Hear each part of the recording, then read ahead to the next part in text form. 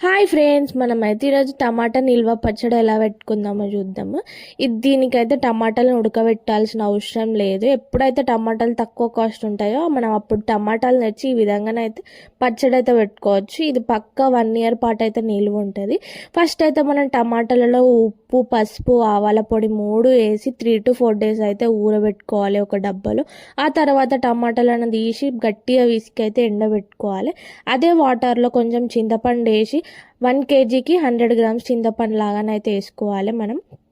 ఆ తర్వాత ఎండిన టమాటా ముక్కలు అయితే గట్టిగా అయితే అప్పుడు మిక్సీ అయితే వేసుకోవాలి. పౌడర్ చేసుకొని నానబెట్టుకున్న చింతపండును కూడా పేస్ట్ అయితే వేసుకోవాలి.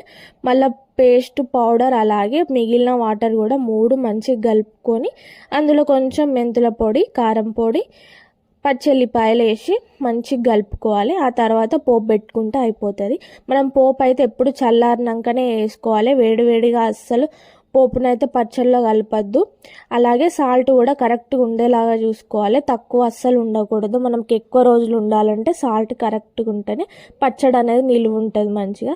ఇది ఎవరికంటే హాస్టల్కి వెళ్ళే పిల్లలకైతే మంచిగా పనిచేస్తుంది. వాళ్ళకి ఎక్కువ రోజులు ఉండాలంటే ఈ విధంగా పచ్చడి చేస్తుంది అయితే వాళ్ళకి ఎక్కువ రోజులు ఉంటాయి. ఎందుకంటే వాళ్ళకి ఫ్రిడ్జ్లు ఉండవు కాబట్టి పక్కా 1 year అయితే ఉంటుంది. ఒకసారి ఎవరైనా ట్రై చేయని వాళ్ళు ఉంటే ఈ టైప్ కూడా ట్రై చేయండి. అంతే. ఈ వీడియో బాయ్.